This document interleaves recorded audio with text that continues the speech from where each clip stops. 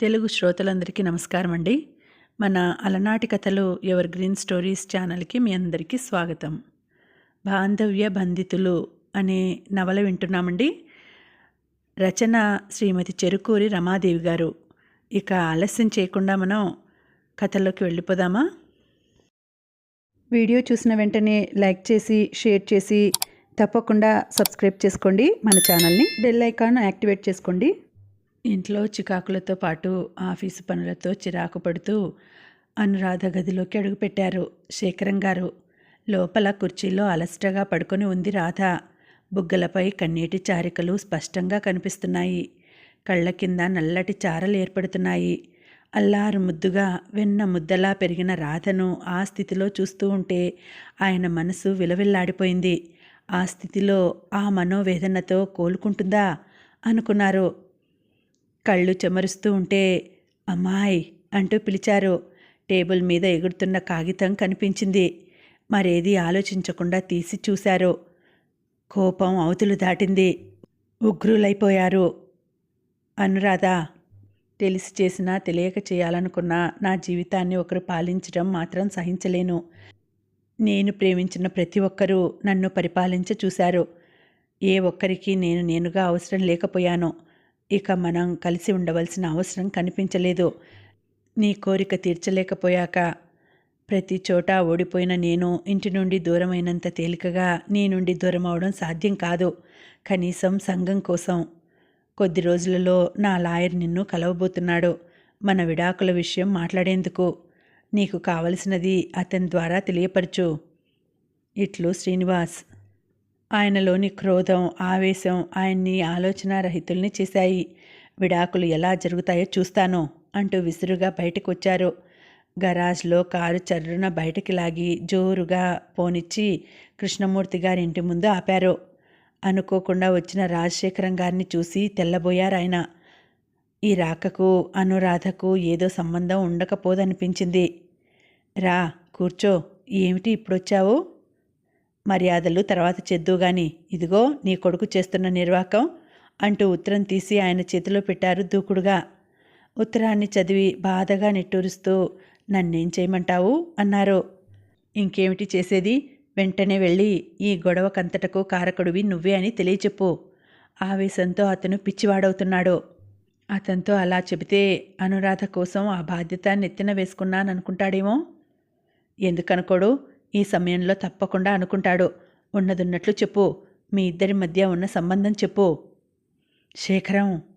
అవును, అంతకన్నా గత్యంతరం లేదు. ఆ సంగతి బయటపడితే అతనికి నా మీద ద్వేషం ప్రజ్వరిల్లుతుంది. అది సహించలేను. అర్థం చేసుకోవడానికి ప్రయత్నించు. అది అర్థం చేసుకోబట్టే ఈ ఆలోచన నాకెన్నాళ్ల బట్టి ఉన్నా ఊరుకున్నాను. చిన్నతనంలో అజ్ఞానంలో వచ్చినవి వాటంతట అవే సర్దుకుపోతాయని ఆశించాను. ఇంతవరకు వస్తుందనుకోలేదు. ఇంకా ఇప్పుడు మరో మార్గం లేదు. ఇన్నేళ్లుగా లేని కొడుకు ఇప్పుడున్నాడని సంతోషించాను. ప్రేమతో అభిమానంతో దగ్గర అవలేకపోయినా స్నేహంతో ఉద్యోగరీత్యా దగ్గర కావాలనుకున్నాను. అది సాధ్యపడలేదు. నా మీద అతనికి ఉండవలసిన గౌరవం లేకపోయినా నా మీద అతనికి ఉన్న లక్ష్యానికి సంతృప్తి పడ్డాను. ఇప్పుడు ఈ విషయం తెలిపితే జీవితాంతం శాశ్వతంగా మా బంధుత్వాన్ని తెంపుకోవడమే, మా బాంధవ్యాన్ని సమాధి చేయడమే అన్నాడు గాద్గదికంగా. అదే ఉద్దేశంతో ఇన్నాళ్ళు ఆగాను. ఇంతకంటే మార్గం కనిపించలేదు. స్త్రీలోంచి పుట్టి స్త్రీ నీడలో పెరిగి సంపూర్ణ స్త్రీత్వం వాంఛించే పురుషుడు స్త్రీ ప్రభావం పరపతి తన మీద పడటం సహించలేడు. పురుషులలో నరనరాలలో జీర్ణించుకుపోయిన ఆధిక్యమే ఇది. దాన్ని అధిగమించటం మనకు చేత కాదు. శ్రీనివాస్కి అంతే. క్షమించు శేఖరం, ఆ పని మాత్రం చేయలేను. శ్రీనివాస్ దగ్గరికి వెళ్ళి ప్రాధేయపడమైనా చేయగలనేమో కానీ అతన్ని దూరం చేసుకోలేను. అనురాధ నీకెంతో నాకు అంతే. నా కళ్ళ ముందు పెరిగింది. వాళ్ళిద్దరి సుఖం కోరడం కంటే నాకు ఇంకో కోరిక లేదు. అతనంతటా అతను నా దగ్గరికి వస్తాడేమోనని ఎదురు చూస్తున్నాను. మొహం చెల్లలేదేమో. వారిద్దరి కోసం నా శాయశక్తులా ప్రయత్నిస్తాను. కానీ ఫలితం ఉంటుందనుకోను. నా మాట విని నే చెప్పింది చెయ్యి. ఆనందంగా ఆరోగ్యంగా బంతిలాగా ఎగరవలసిన పిల్ల మనస్సులో క్షోభతో కుమిలిపోతోంది. ఆయన కంఠంలో ఆజ్ఞపోయి అభ్యర్థన చోటు చేసుకుంది. ఏమీ జవాబివ్వని ఆయన్ని చూస్తూ ఉంటే శేఖరం గారి మనసులో రకరకాల భావాలు సమపాళ్లలో సంఘర్షణ పడసాగాయి. ఆయన మౌనాన్ని భరించలేక, కృష్ణమూర్తి, ఈ పని నీ ద్వారా జరగకపోతే, శ్రీనివాస్ విడాకుల దాకా పోతే కోర్టులో లాయర్ ద్వారా అతనికి ఈ విషయం తెలియచెప్పవలసి వస్తుంది. 10 మందిలో ఆ అవసరాన్ని మాత్రం కలిగించకు అని బయటికి వెళ్ళాడు. నిస్పృహతో కుర్చీలో కూలపడ్డారు కృష్ణమూర్తి గారు. తమ కర్తవ్యం తాము నిర్ణయించుకోలేక, దాని పర్యవసానం ఊహించుకోలేక సతమతం కాసాగారు. శ్రీనివాస్ తనను క్షమించగలడా? సావిత్రి, నన్ను క్షమించు. నీకు అపకారం, అశాంతి తప్ప ఏనాడు ఏ విధంగానూ సహాయపడలేకపోయాను. ఆ రోజు తెలియని చిన్నతనంలో చేసిన పనికి నీ అదృష్టమే సహృదుడైన భర్తను ప్రసాదించింది. తిరిగి ఈనాడు నా చేతకానితనంతో నీకు దూరం చేస్తున్న కొడుకును ఆ అదృష్టమే నీకు దగ్గర చేయాలి. ఈనాడు ఎటువంటి బాధ్యత స్వీకరించని నేను తండ్రినైనా కాకపోయినా తండ్రినన్న తృప్తి ఉంది. కానీ నా తృప్తి కోసం నిన్ను అసహించుకునేందుకు కారకుడిని మాత్రం కాబోను. నీకు నీ కొడుక్కి మధ్య బాంధవ్యం నెలకొల్పడానికి నా శాయశక్తులా ప్రయత్నిస్తాను. లేరన్న బిడ్డలు లేకుండా పోతే ఒకటే బాధ, లేరని. అయినా ఉన్నారన్న ఆనందాన్ని కలిగించి అందకుండా చేసే భగవల్లీలలు ఎంత విచిత్రములో. చేసుకున్న పాపాలు అనుభవించేందుకు ఏ లోకాలకో పోనవసరం లేదు. సొంత బిడ్డల చేత అసహించబడితే చాలు. మరునాడు శ్రీనివాస్ గది ముందు నుంచున్న కృష్ణమూర్తి గారికి మునిపెన్నడూ లేని భయం ఆవరించింది. తలుపు కొట్టబోతున్న ఆయన చేతులు వణికాయి. మెల్లగా తలుపులు తెరుచుకున్నాయి. కృష్ణమూర్తి గారిని చూసి ఆశ్చర్యంతో 2 అడుగులు వెనక్కి వేశాడు. తల సిగ్గుతో వాలిపోయింది. లోపలికి రండి అని ఆహ్వానించాడు. కొద్ది నిమిషాలు మౌనాన్ని వెంటాడాయి.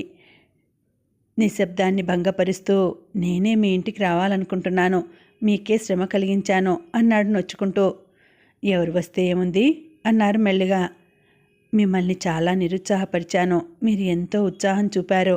నా మీద చూపిన ప్రత్యేక శ్రద్ధకు ఎలా కృతజ్ఞత చెప్పుకోవాలో అర్థం కావడం లేదు. కనీసం అది నెరవేర్చలేకపోయాను. నన్ను క్షమించండి. ఒక విధంగా ఆలోచిస్తే నువ్వే నన్ను క్షమించవలసి వస్తుంది. నీకిష్టం లేని పనులు నీ చేత చేయించాను. నీలోని ఉద్దేశాలను భ్రమగా అనిపించాను. దీనికంతటికీ ప్రోత్సాహం అన్న పేరుతో నిన్ను దాదాపు బలవంతం చేశాను. దీనికంతటికీ బాధ్యుణ్ణి నేనే క్షమాపణ కోరాలి. అనురాధ ఇంకా రాలేదా?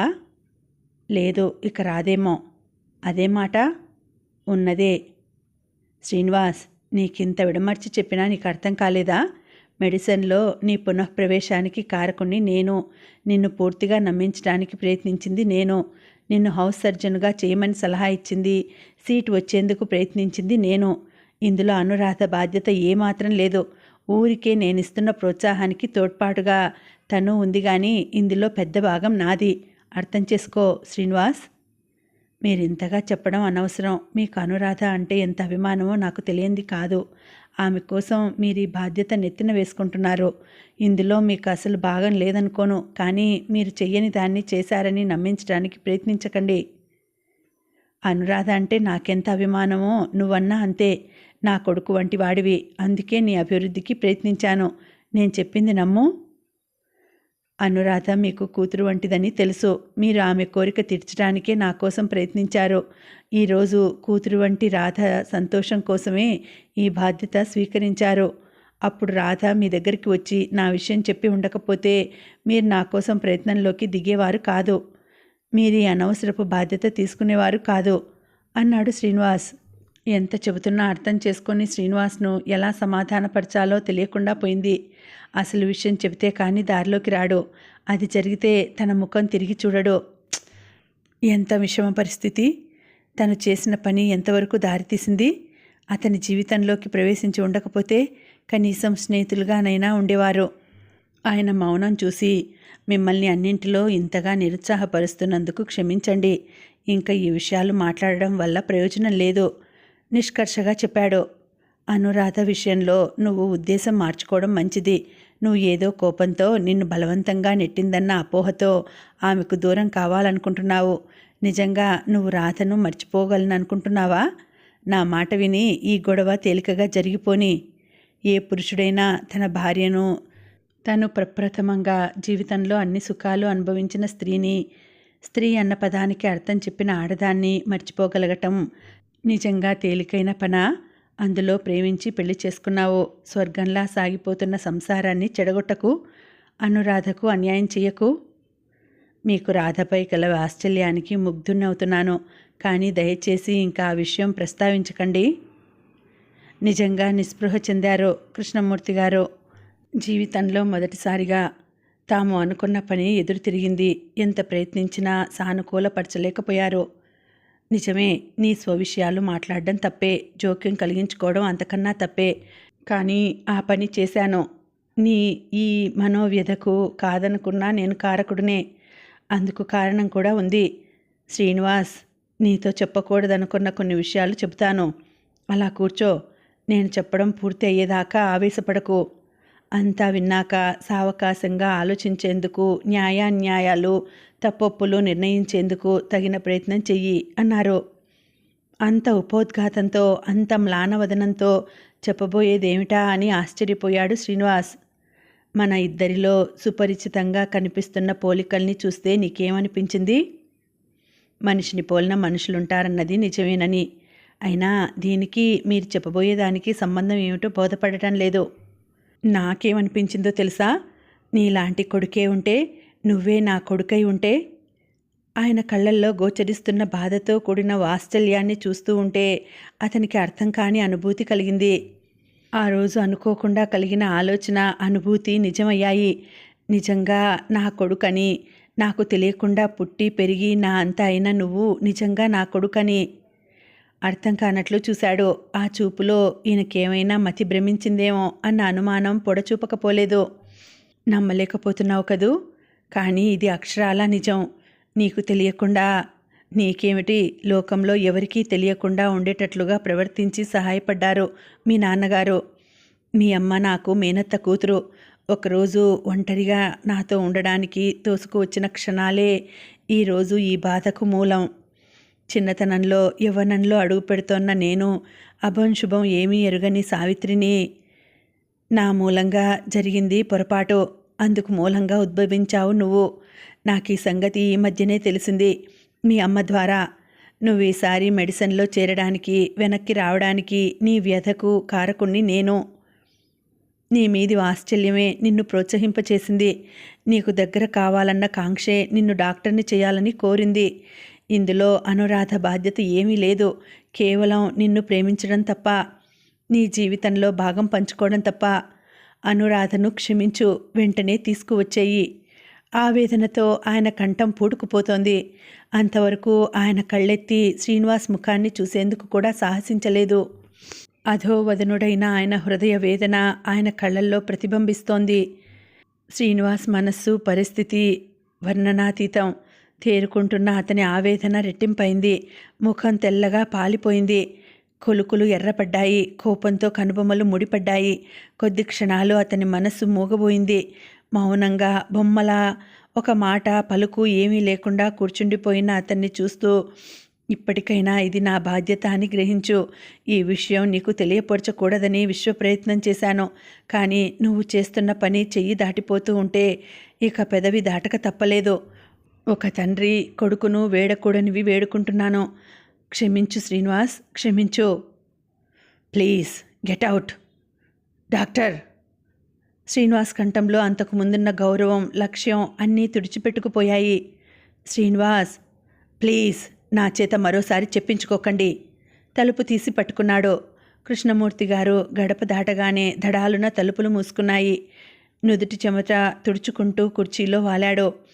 అతని మృదు హృదయంలో ఆలోచనలు ఉప్పెనలా ఎగిరిపడుతున్నాయి.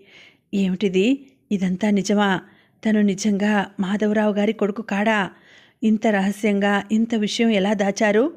తను పెళ్లి కాక పూర్వం పుట్టిన చట్ట విరుద్ధమైన బిడ్డ. ఈ విషయం లోకమంతా తెలుసుకుని ఉంటే ఎంత హీనంగా చూసేవారు. తనంటే ఎంత విలువ లేకుండా పోయేది. ఈ విషయాలు నాన్నకు తెలిసే సహించారా?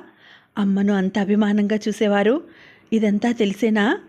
తను తండ్రిగా భావిస్తున్న పుణ్యపురుషుడు తనకి ఏమీ కారో, ఎటువంటి బాంధవ్యమూ లేదో. జన్మకారకులు ఈనాటి మనస్తాపానికి కారకులు. ఏమిటిదంతా? ఎందుకిలా జరగాలి? ఇన్నేళ్లుగా మరుగున పడ్డ ఈ విషయం తనకిప్పుడెందుకు తెలియాలి? తన బ్రతుక్కి అర్థం లేదు, తన జన్మకు పవిత్రత లేదు. దేనికైతే వెళ్ళలేని విలువ ఇస్తామో దానిని కోల్పోయిన స్త్రీ తన తల్లా? ఆడదాన్ని అనుభవించడం తప్ప తర్వాత అతిగతి పట్టించుకొని మగవాడు తన తండ్రా? ఇదంతా అబద్ధమైతే ఎంత బాగుండును. తను అందరిలా బ్రతకలేనివాడు దీన్ని ఎలా మర్చిపోగలడు? తను ఎవరో, తన విషయాలు తెలిస్తే రాధ తనని మామూలుగా గౌరవించి అభిమానించగలదా? ఇన్నేళ్లుగా దాచిన ఈ విషయం అమ్మ కృష్ణమూర్తి గారికి ఎందుకు చెప్పాలి? తనేం ఆటబొమ్మ, ఎవరు ఎలా చెబితే అలా చేయడానికి? తన వారెవరూ తనకు ఉపకారం చేయలేదు, ఏదో ఒక అపకారం తప్ప. నిజంగా ఏ అపకారం చేయని అనురాధన తను శిక్షిస్తున్నది. అను దగ్గరికి వెళ్ళాలి. ఒక్కసారి ఆమె హృదయంలో తల దాచుకుని ఆమె సన్నిధిలో తన మనస్తాపాన్ని మర్చిపోవాలి. అతనికి అనురాధను వదిలి 2 నెలలు దాటిందన్న సంగతి, ఆమె లేని లోపము మొదటిసారిగా తెలిసాయి. అమ్మా, నాన్న లేని నిన్ను సంతోషపెట్టడానికి ప్రాక్టీసు ప్రారంభించాను. నాకు చేతగాని పని అని అంతగా విడమర్చి చెప్పినా నువ్వు తిరిగి నన్ను రొంపిలోకి ఎందుకు దింపాలని ప్రయత్నించావు? నీ కోరిక తీరనప్పుడు నాతో చెప్పక కృష్ణమూర్తి గారితో ఎందుకు చెప్పాలి? నేను వినలేని విషయాలు చెప్పి నా విలువని పోగొట్టావు. అతని హృదయం నిశ్శబ్దంగా రోధించింది. నా నమ్మకాల్ని నాశనం చేశావు. నాలో పేర్కొంటున్న అసహ్యానికి కారుకురాలివయ్యావు. అసహ్యంతో నిండిపోతున్న నా మనసును నేనడ్డలేను. అనురాధ, ఎప్పుడులాగానే చాలా విషయాలలో పొరపడ్డాను. నీతో ఎన్నో విషయాలు మాట్లాడాలి. శనివారం సాయంత్రం మన ఇంట్లో కలుసుకో. శ్రీనివాస్ మనసులోని ఆవేదనను నిగ్రహించుకోలేక, అయిన వారి అపవిత్రతను సమర్థించుకోలేక ఒంటరితనంతో ఆవేదన పాలయ్యాడు శ్రీనివాస్. తన కర్తవ్యం ఏమిటో, తన ఇలాంటి స్థితికి కారకులు ఎవరో, ఎవరిని నిందించాలో కూడా అర్థం చేసుకోలేకపోయాడు. ఒక్కసారిగా లోకం మీదే అసహ్యం కలిగింది. ప్రతి దాని మీద ఏదో తెలియని నిర్లక్ష్యం ఏర్పడింది. ఆ క్షణంలో అతని మనసులో ఉన్న స్థానం ఆక్రమించుకున్నది ఇద్దరే. తననెంతగానో ప్రేమించి పెద్ద చేసిన ఔదార్య పూర్ణ పురుషుడు, ఒంటరితనంలో క్షణక్షణానికి గుర్తుకు వచ్చే భార్య. తన జన్మకారకులు తన మనోవ్యధకు మూలమైనారు. మరో ఇద్దరి మీద ద్వేషం కూడా ప్రబలిపోయింది. కన్న తల్లిని ప్రేమించి గౌరవించవలసింది పోయి అసహించుకుంటున్నందుకు సిగ్గుపడ్డాడు కూడా. దీనికంతటకు కారకుడు కృష్ణమూర్తి గారు.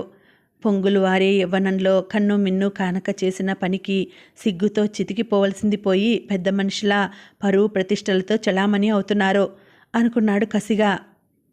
తన్ని అంటి వెంటాడుతున్న ఈ ఆలోచనల నుండి పారిపోవాలి. బహుమార్గాలలో పయనిస్తూ గమ్యం చేరుకోలేని తనకు ఒక మార్గదర్శి కావాలి. తన అనురాధ కావాలి. ఆమె సమక్షంలో తప్ప తన బాధలను మర్చిపోలేడు. తనంటే తనకే విలువ తగ్గినప్పుడు అనురాధ తనని గౌరవిస్తుందా? వెంటనే 2 ముక్కల ఉత్తరం పడేసి సరాసరి స్టేషన్కు వెళ్ళాడు, గుంటూరుకు వెళ్లేందుకు. శ్రీనివాస్ ఉత్తరం చదువుకున్న రాధకు ముందు ఏమీ తోచలేదు. తనతో ఏం మాట్లాడాలి? తనని అన్న మాటలు చాలలేదా? లేక తిరిగి తనకు దగ్గరవుదామనా? అనురాధ కళ్ళు మెరిశాయి. ఇదంతా నిజమా? తన కోరికలు ఫలిస్తున్నాయి. తన ఆశ నెరవేరుతుంది. ఇదంతా తన ఊహేనేమో. ఇంతలో ఆయనలో మార్పు ఎలా వస్తుంది? వారం క్రితం విడాకుల ప్రయత్నంలో నువ్వు నేను కలిసి ఉండటం జరగని పని అన్న ఆయన ఈరోజు మన ఇంట్లో అని రాశారు. అవును, అది మన ఇల్లే. శ్రీనివాస్లో మార్పు వచ్చింది.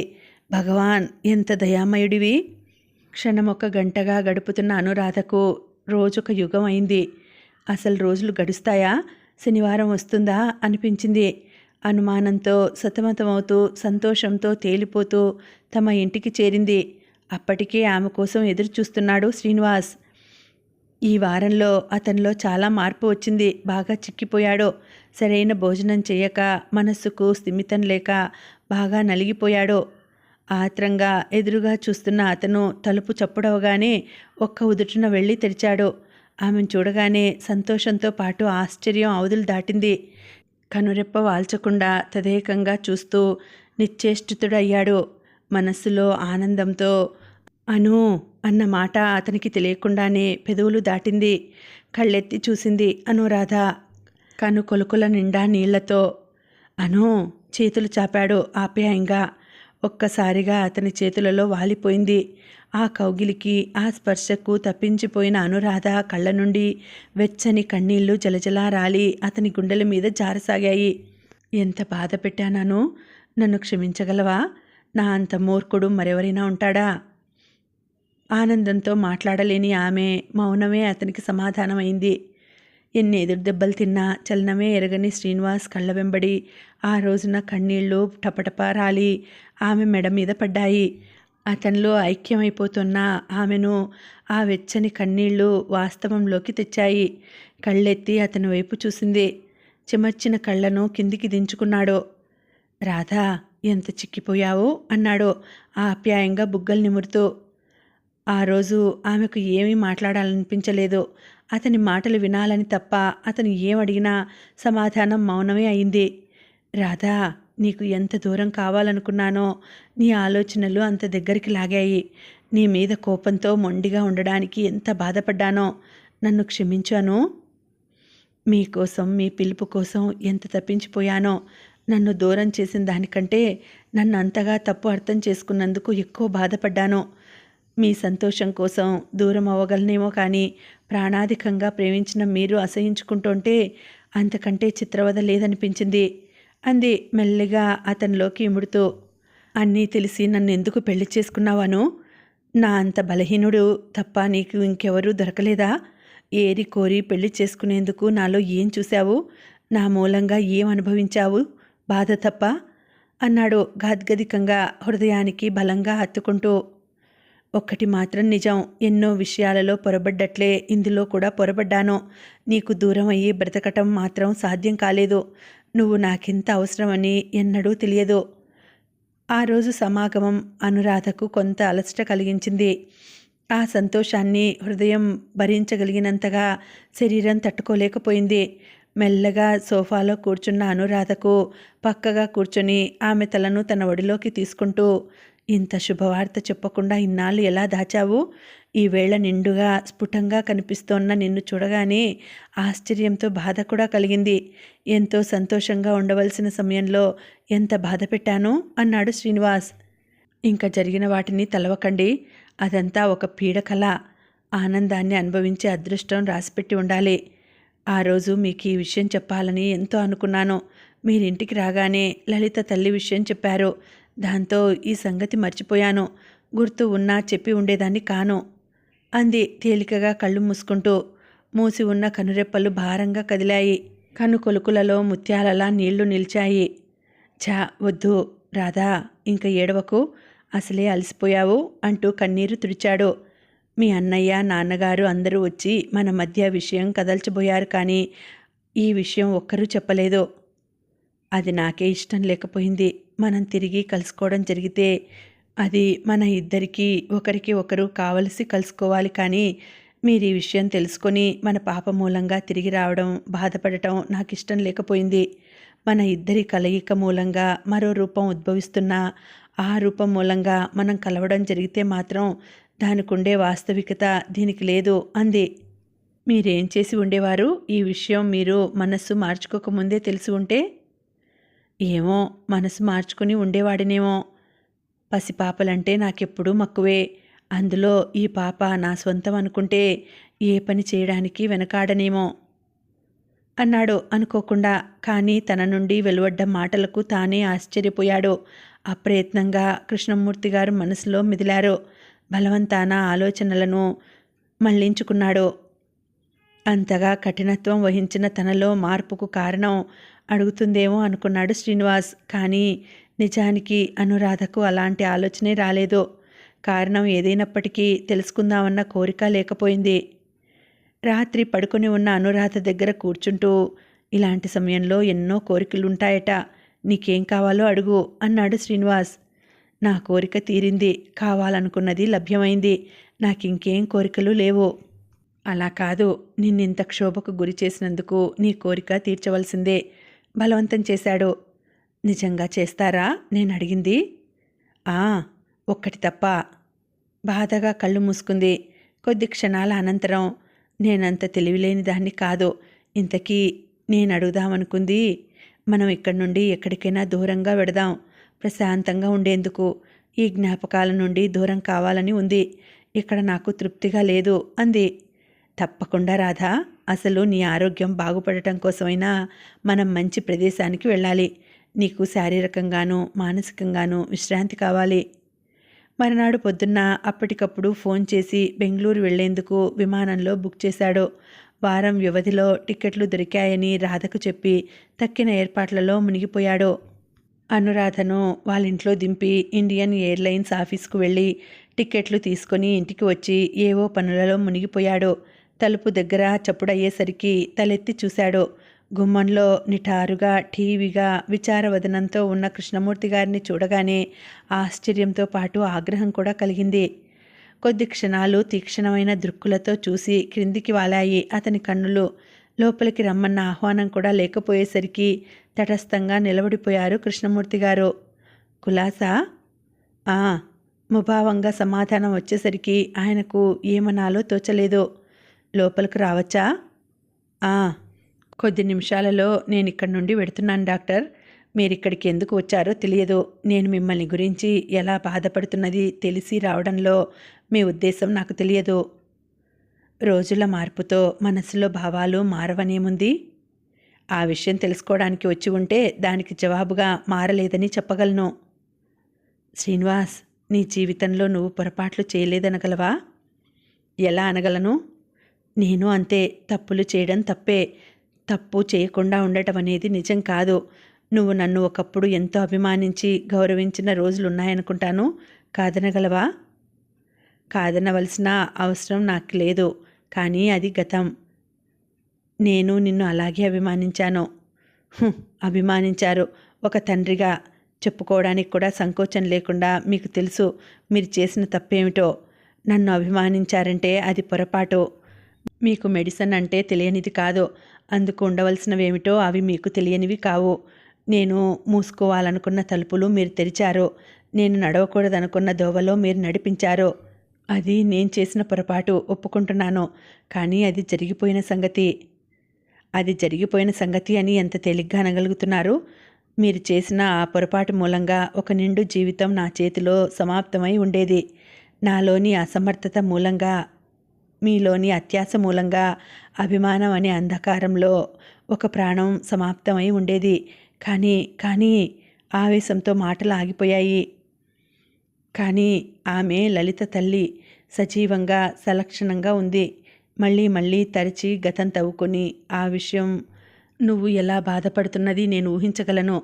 కానీ ఈనాడు సజీవంగా ఉన్న ఒక ప్రాణం నీ చేతిలో ఏదో అయి ఉండేదన్న ఊహతో మనస్సులో సతమతం కావాల్సిన అవసరం లేదు. నువ్వు నన్ను దూరం చేసుకోవాలనుకోవడానికి కారణం అదొక్కటే కాదు. కారణం ఏదైనా మనం మళ్ళీ స్నేహితులం కాకుండా ఉండవలసిన అవసరం లేదు.